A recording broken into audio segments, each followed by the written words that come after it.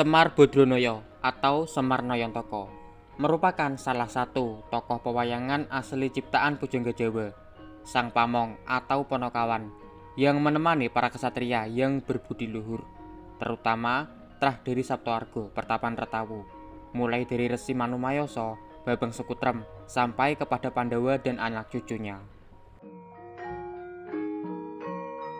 Ki Lurah Semar, itulah sapaan yang akrab dari tokoh pewayangan ini, karena Semar adalah hanya kepala desa di dusun Karangkadempel.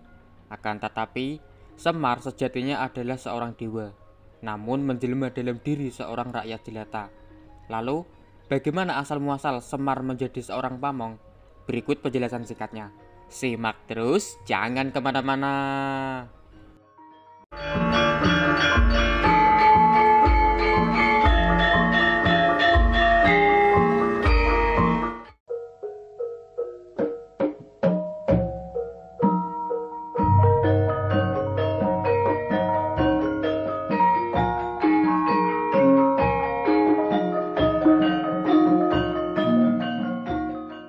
Awalnya, Semar merupakan seorang dewa dengan nama Sang Hyang Ismaya, putra dari Sang Hyang Tunggal dan cucu dari Sang Hyang Wenang.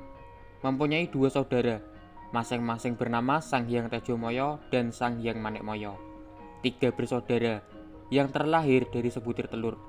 Tejomaya cangkangnya, Ismaya dari putih telur, dan Manekmaya dari kuning telur.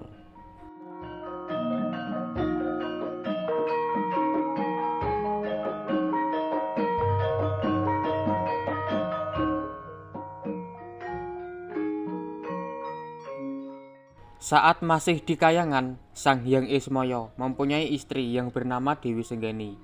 Dari pernikahan ini, Sang Hyang Ismaya mempunyai 10 orang putra.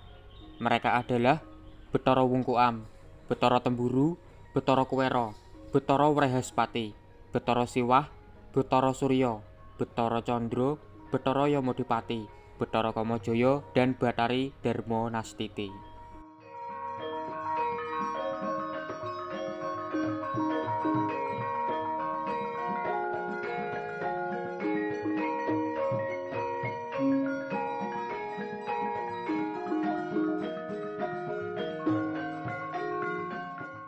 Suatu ketika, di kayangan terdengar kabar bahwa akan ada pemilihan rajanya para dewa. Maka, terjadilah sedikit perseteruan antara Sang Hyang Tejomaya dan Sang Hyang Ismaya. Awalnya, adu tanding pertempuran dengan pertarungan yang cukup berimbang, karena antara Sang Hyang Tejomaya dan Sang Hyang Ismaya sama-sama saktinya. Sampai akhirnya, keduanya sepakat untuk adu ilmu kesaktian dengan sebuah sayembara, yaitu menelan gunung dan mengeluarkannya kembali.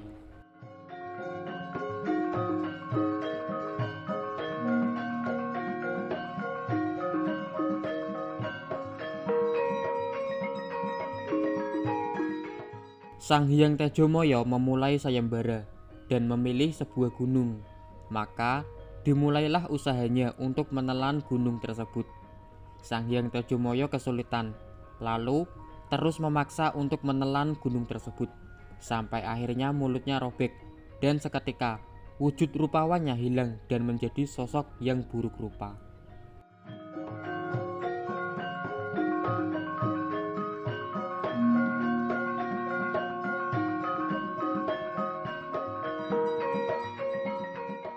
Sang Hyang Ismaya juga tidak ingin ketinggalan. Dipilihlah sebuah gunung yang lebih besar ukurannya. Lalu mulai ditelan sedikit demi sedikit hingga satu gunung bulat berhasil ditelannya. Akan tetapi saat hendak mengeluarkannya, Sang Hyang Ismaya kesulitan. Gunung gagal dikeluarkan kembali. Maka wujud rupawan Sang Hyang Ismaya juga hilang, berubah wujud menjadi seseorang yang sangat gemuk.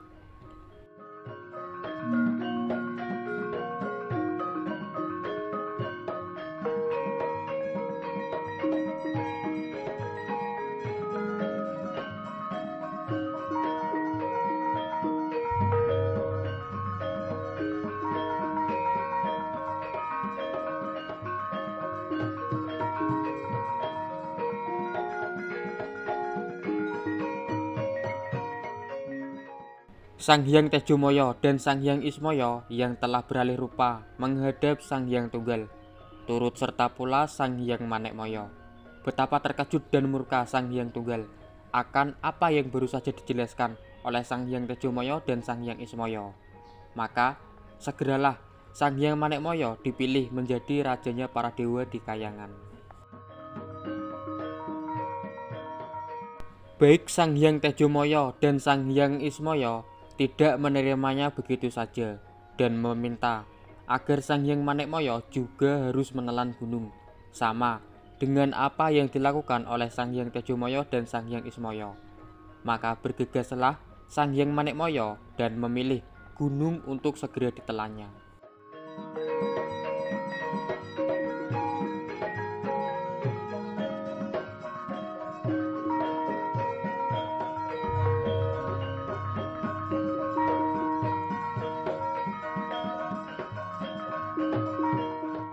Sang Hyang Manekmoyo telah menentukan sebuah gunung untuk dipilihnya.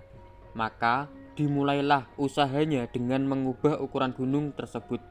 Tentunya dengan sangat mudah gunung tersebut ditelan dan dikeluarkan kembali oleh Sang Hyang Manekmoyo.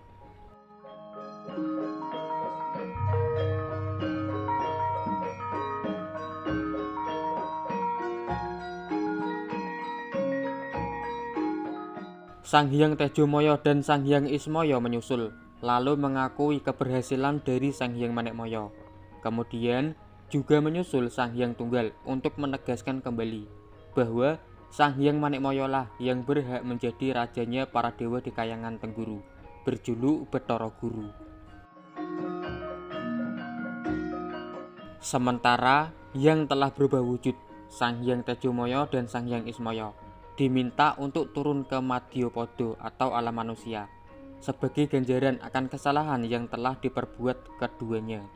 Sang Hyang Tejomoyo menjadi pamong tokoh Sabrang berjuluk Togog, sementara Sang Hyang Ismoyo menjadi pamong para kesatria yang berjuluk Semar Badranaya atau Semar Nayantaka.